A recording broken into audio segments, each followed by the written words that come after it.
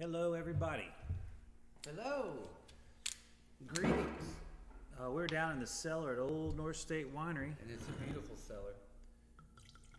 and we're going to drink some wine with you. Thank you. We could do it live in person here on Thursdays at Old North State Winery, but for those of you that can't be with us, we do this little virtual tasting so that you can taste some wines of the world. We think it's important for all the great regions, all the great varietals to be represented, not just the five that we all kind of stick to. It's good to step outside your comfort zone, try some new things, and hopefully expand your palate and not only enjoy new things, but even understand why you love what you love even more. So we're not trying to pry you away from anything you love. We're just trying to, hey, this is the best of times. Let's enjoy all the things that are readily available to us. There's always going to be vintages that run out, but that means there's going to be another vintage right behind it, right, Chef? Better believe it. And you hit on something super important there, Chef. This is the golden years. It sure does feel like it. Because every wine in the world, for the most part, is available. Yeah, right. And that's never been the case in the history of the world. It's never been more available. And really, you don't have to give up your five favorites. You'll notice your five favorites show up in blends everywhere you look, and you'll notice your five favorites are derivatives of something else that Ed's picked out for you. And so it's a wonderful world of exploration and knowledge and discovery, and it's never been cheaper, and it's never been more readily available. And you have the greatest tour guide in the history of the world, and Ed Badgett, to carry you through it while I feed you cheese. Well, Chef, we just got through doing a chef's table. We're doing this one. Actually, we just got through doing back to back. Oh, that's lunch right. and dinner. We did back to back. Good. That's the first ever, I believe. Yeah, maybe. Have we ever done a lunch and dinner on the same day? I don't think so. I know we've even done some like weekend lunch chef's tables, but never on a day that we had one that night. I think this is the first for us. I think we've done some winemaker tastings. That's true.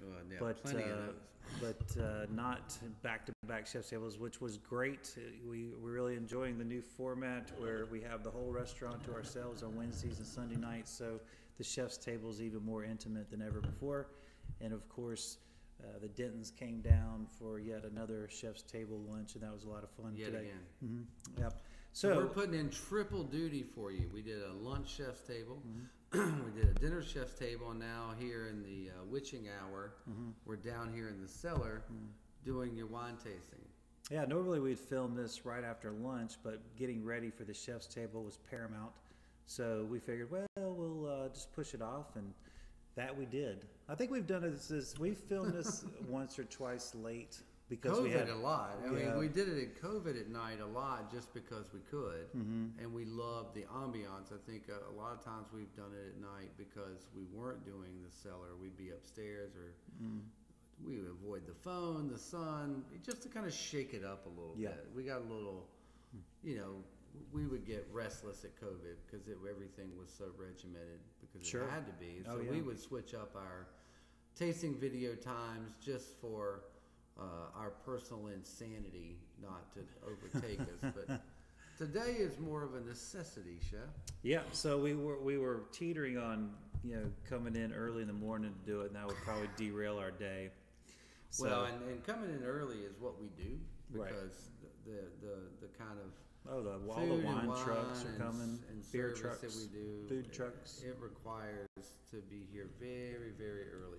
Phone calls. But mornings are for work.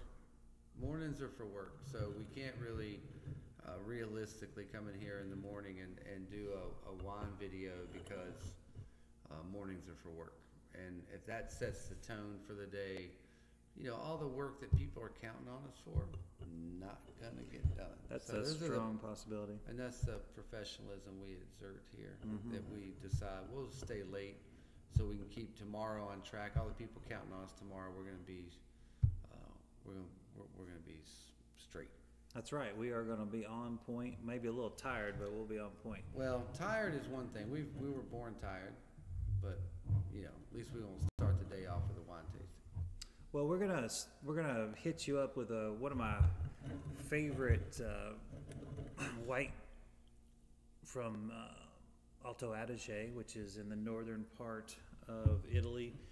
This is Pinot Bianco, and this is what I would say is really a emerging star in varietals. Certainly, in the Germany and northern Italy. So this is a mutation of Pinot Noir. So it's no mistake there that we have Pinot in the name. But this has really been kind of latched on to, I would say, making it seriously, like making serious wines, probably mid-1900s. But it's been around for a while.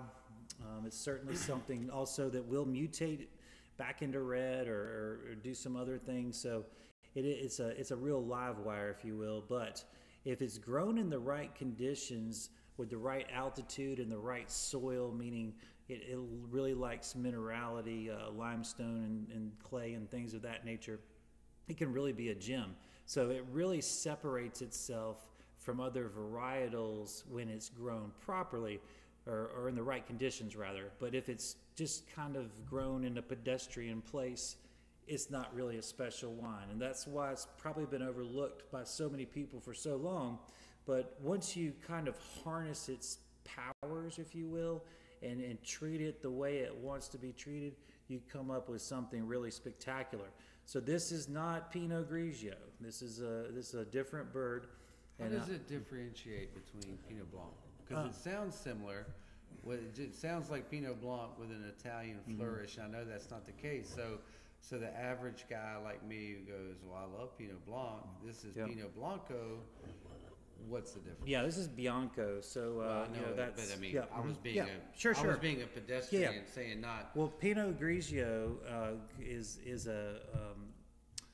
also a mutation of Pinot Nero, which would also kind of circle back around. So we have what I would consider to the best description of this compared to a Pinot Grigio would be Pinot Grigios can be quite pedestrian at times, and Pinot Bianco is usually treated in a way, care for it in a way that you won't see a pedestrian version of it. It's not that it can't be, but people won't take the time. They won't plan it in such a way. So the ones I put in the yard last year, that's why it's not very good wine. Yeah, the birds will enjoy it though, which is good. Well, they did. It just didn't produce the kind of home run I was hoping for. So what really I think really stands out about this white is its complexity. It has a lightness to it in terms of color. You can see right through it, but it certainly poses. I wouldn't say it's intimidating looking down at it, right? But when you get your nose in there, certainly going to get some stone fruit and tons of minerality, and on the palate, you have this almost to the point of a creamy texture. It's got more weight to it than a Pinot Grigio, and I think that's one of the beautiful things I like about it. Plus, you have going to the stone fruit, almost verging on tropical flavors. I think it is tropical, Chef, because I want to make ceviche out of this. Ooh, yeah. I'm getting the lime. I'm getting the shallot. I don't know why I'm getting shallot out of this. I'm sure it's my amateur palate. No, there's no wrong However, taste. I feel like it tastes almost like a summertime marinade as much as a beautiful wine. I mean, the stone fruit all over the place. You can taste the limestone, Sure. I mean, it's just but the difference is ceviche is very sharp. Sure. Sharp on the tongue, dissipates quickly. Yep. The weight. Yeah, absolutely. The weight on the palate, it hangs around. It stays like a chipmunk full of chestnuts. It stays on your outer palate, and I think it's just fabulous. Yeah, I love how the minerality to me is such a textural component here, not just flavor. Very Loire-esque. It really just clings to the palate in a really pretty way. So, we have complexities here. Of course, Lageder is a producer here. They've been doing a lot of beautiful things for a very long time. I believe they date back to the late 1800s. And Alto Adige is perfect for white wines. We see that time and time again. Elena Volk is one of our favorite producers up there, chef. But the ability to grow stunning white grapes is really the calling card of this area. And so many times we have this conversation at the chef's table. People can rattle off reds from Italy all day long. All day long. But they don't really think outside of Pinot Grigio. They don't think much in terms of varietals of Italian whites. And I think that this is a huge personal, carry the flag issue for you, because Italian whites, by no fault of their own, do live in the shadow. Sure. And there's some of the most beautiful food-friendly wines that are out there, and really the most important thing about this area, beyond the winemakers, beyond the terroir, beyond the complexity of the wines, it's the coolest region to say. Because if you can say Alto Adige in a conversation, it's like money. It's like James Bond level. Mm-hmm. It's like, I just got this. What's it? That's from Alto Adige. Yeah. Ooh, very fancy. I remember first learning about this region through Elena Walsh. I used to have Elena Walsh on several wine lists. And really, I love the wines, but I just wanted to tell people who tried to order it, who couldn't figure out, because I always had I always loved just saying, it's from Alto Adige. Yeah. Because it just rolls off the tongue. It's very difficult at first, because it's like most European things, it sounds different than it's spelled. But once you get it, you just get addicted to saying this dog It's got a rhythm to it, doesn't it? This dog food's from Alto Adige. Oh, that sounds delicious. Where'd you get that pin, Alto Adige? Mm-hmm. Yeah. So it's a great thing to have in your repertoire, your parlance rather. Sure. Because the wines are phenomenal, and you just rock a dinner party. Absolutely. And so we have incredible, summertime drinking here, but because it's complex, it has some weight to it. It's one of those things that I like to keep around year round for sure. There's certainly easily, yeah. Especially when you're smoked seafoods in the winter. Because you don't want to give up seafood in the winter when we're all eating sausage and steak, but when you're eating a heavier Nordic style seafood in the winter months, bam. Yeah, I totally agree, Chef. So we have something here that's elegant. It's certainly not going to be anything that's expensive, which I really dig. Even they have Reserva levels that are, you're talking about just even at Reserva level, they're only like $40. It's like crazy approachable. Serving that? So those are legit Reserva levels, not like Reserva. Oh, not like in America. In America, where you just run out of things to say, and you go, it's a reserve, and there's no. There's nothing to stand behind it. There's no gauge to call it reserve. It's like saying my shoes are Reserva level when they're not. They're definitely not.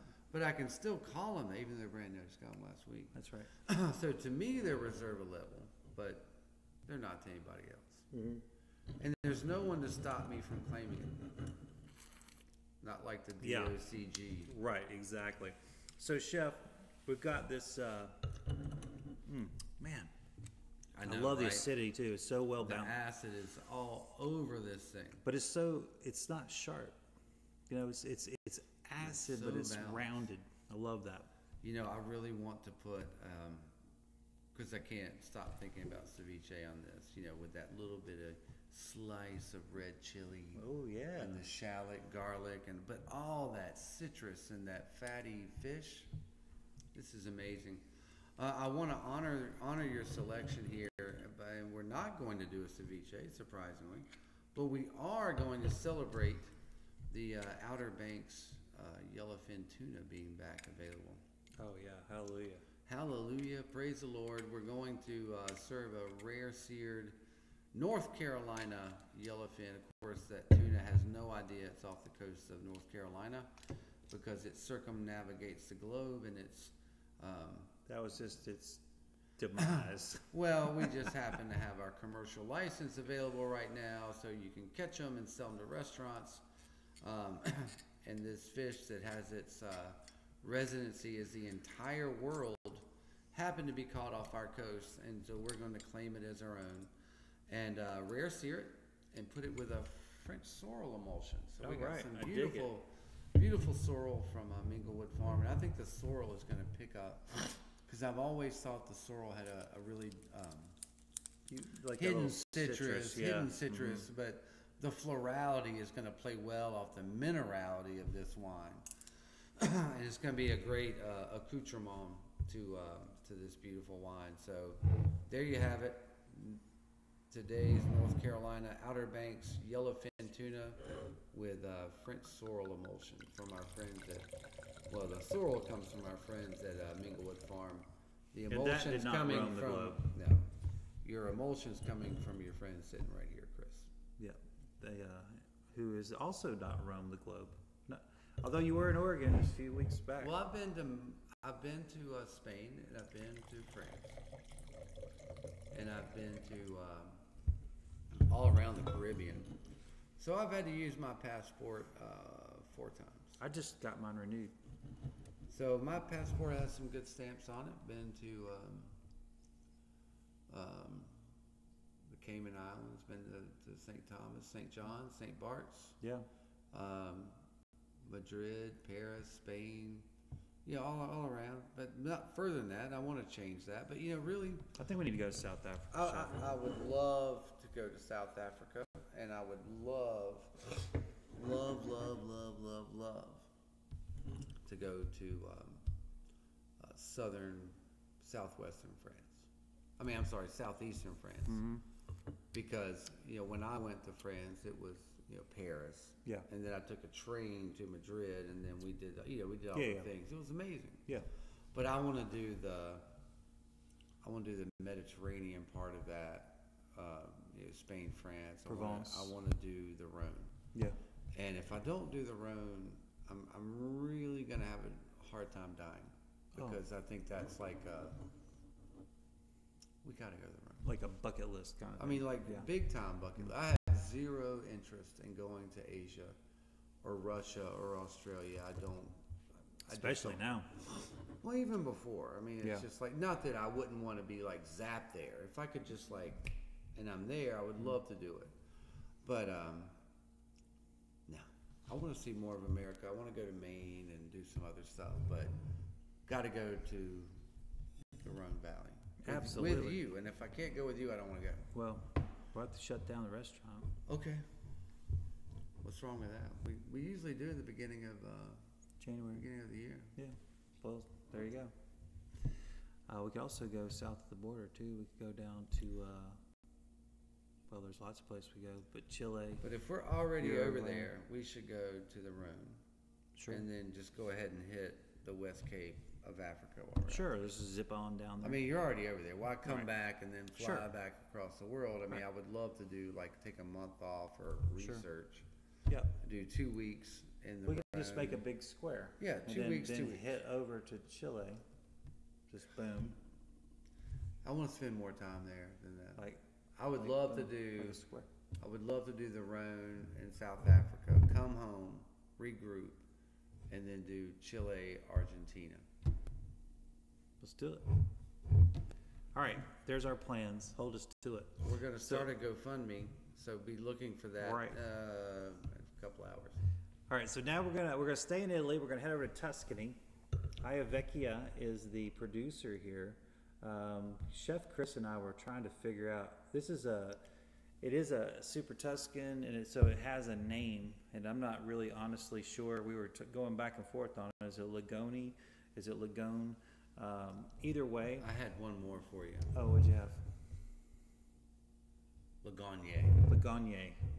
We'll go with that one.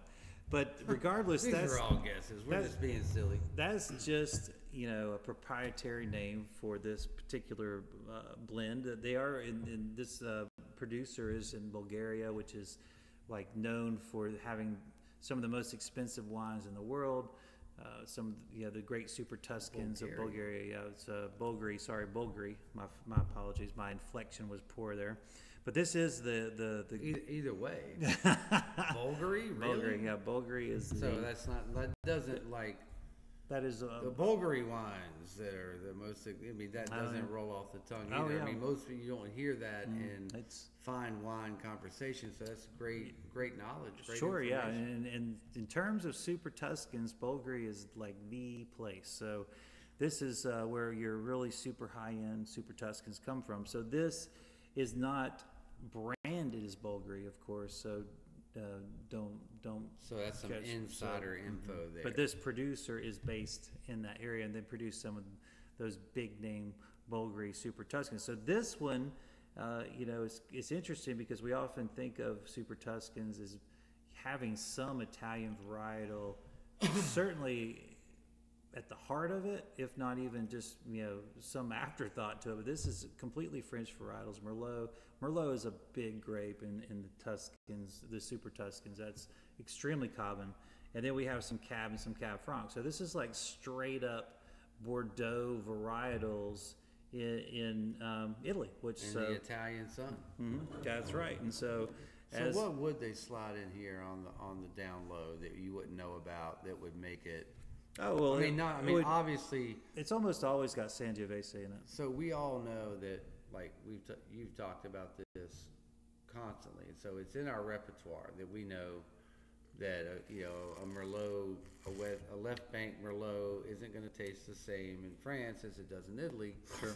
So that Merlot planted in Italy is going to be very Italian-esque. Absolutely. However, I'm just curious what Sangiovese is, what they'd slide in there just to kind of like Very be like, and bulk it up a little bit. oftentimes it can be primarily Sangiovese Wow. with just a hint of other, particularly Merlot, But in this case, they're like no Sangiovese. French variety. So, there's the beauty of the IGT, the Super Tuscan freedom, if you will, to where they can grow and blend whatever the heck they want. That's what they wanted, and that's what they got. And because of that, it's like having a whole nother country in terms of flavor profiles, because Chris and I have always believed that you can taste an Italian wine and you just know it. You just know it's Italian. It has a just like Chile does. I mean, like there are certain places they just taste like where they're from, and Italy's always had that. However, I would say of all the places you can taste the wine and know where they're from, I would say that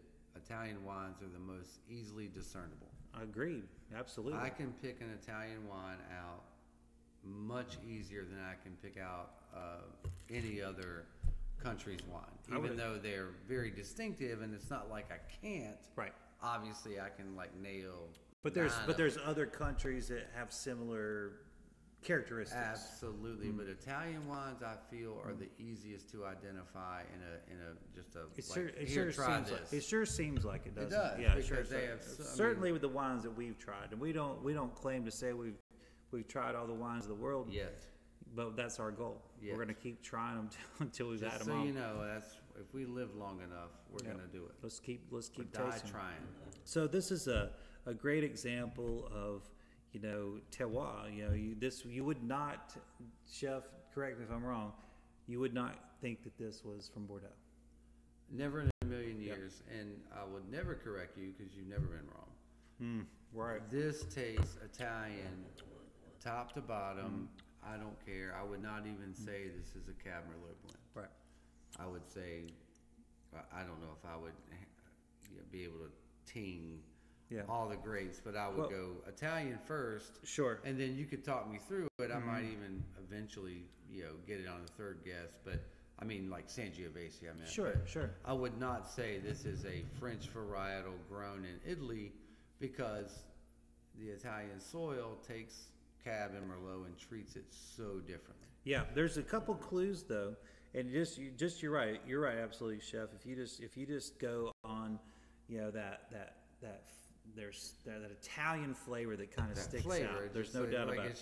It's like a medicine drop. You just it's Italian. Yeah, but when you look at this in the glass, it's just so much darker than you'd see any really Tuscan varietal. You know, that they're often that brick red. You can really see through them. You know, Nebbiolo and Sangiovese are just really. Oh, absolutely. Nebbiolo especially. It Yep. has a very. You can pick out Nebbiolo before you drink it.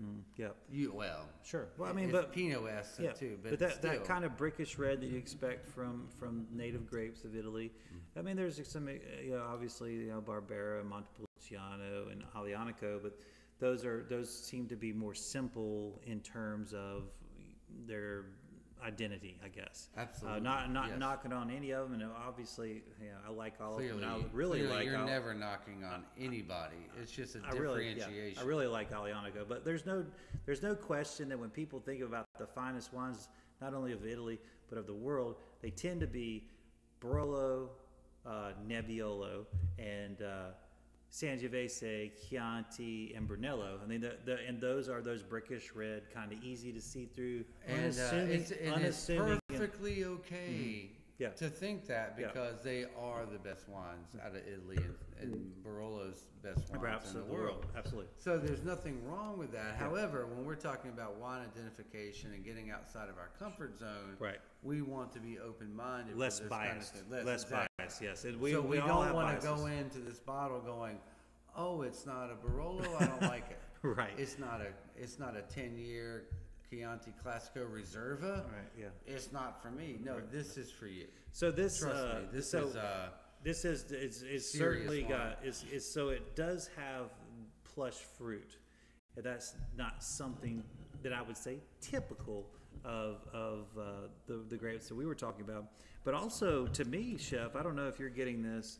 I'm getting some real green pepper notes in here, bell pepper notes, and bell pepper, that green that always for me is Cab Franc. You know, when I get that element, and so you know there are certainly elements in here that are reminiscent of those French varietals, and so it's not a total shocker that there's no Italian varietals, but it just goes to show the terroir of Italy will still give you Italian identification, even though the grapes are doing their part. They're playing their part. They're doing their thing to keep themselves identified, but they still show themselves as being from Italy. I think that's fascinating. Well, and what I love about Italy, and I've mentioned this before, and I haven't brought up again because I don't want to get in trouble. But you know, I don't care for modern Bordeaux. I love the older style Bordeaux, much like I love the older style Napa Cabs. Sure. You know, I don't like modern wine as much. The styles in like the big places. I'm going through the same thing with Rioja. Yeah. They're starting to use French oak, and it drives me crazy. So, and again, this is just me. You know, nobody cares what I think, but I feel like this is what Bordeaux used to taste like, and now Bordeaux's to me are very watered down. They're very plain. They don't have a lot of nuance or character. Like I drink a modern Bordeaux, and it's like I'll say two things, and I'm really stretching to say that. I love the chalky tannins on this. Oh yeah, they're definitely. I mean, this wine is what Bordeaux used to be and really needs to be again now. And they had to ship it to Italy to fix it. I was like, all right, our wines are lack character and heft. Let's ship it all to Italy and let them fix it. And you know what? Italy did fix it, because when you have Cab Franc, which now the best Cab Francs in the world, Argentina. Oh man, I'm telling you what, that's some good stuff. El Enemigo, yum. El Enemigo is the wine of the decade, but no one asked me. We love it. Yep. Last 10 years, no one's made a better wine. I mean, consistently, I think, and there's some backstory to that, but this to me is what Bordeaux used to be, can be again if they want it to be, and refresh. I just please, thank you very much. But of course, I'm speaking from my style. I love tannins. I love dry. I love chalky. And there's checked all those boxes. Still has red fruit. Big time. I mean, dark so fruit it's too. not like it's one-dimensional. Yeah. I mean, we're going to sit here and we can sit here and rattle it off. It's a very complex wine with a lot of different layers. I'm just saying, to me, Bordeaux tastes very watered down the last 5 years. Mm-hmm. So I'm thrilled to drink a Bordeaux blend beyond Bornata from El Enemigo that's not boring. Yeah.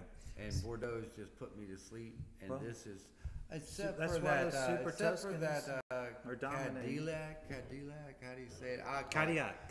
I call it Cadillac Cadillac, yeah, I'm a because clown. I like big cars. Now, however, that Cadillac was nice, yeah. I mean, to me, they're like on the periphery. It's a Like- great value. Well, not just the value. I mean, it's like that's what.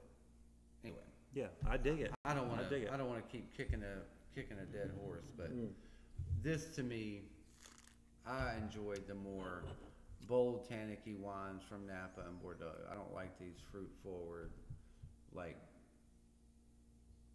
two-dimensional wines that we're getting out of Napa and Bordeaux now. I prefer the six-dimensional wines Yeah. of this and the older variety. And I'm sure they're still out there. Yeah, I mean, you just gotta look a little harder because they're not in your face. Well, I just need to drink more.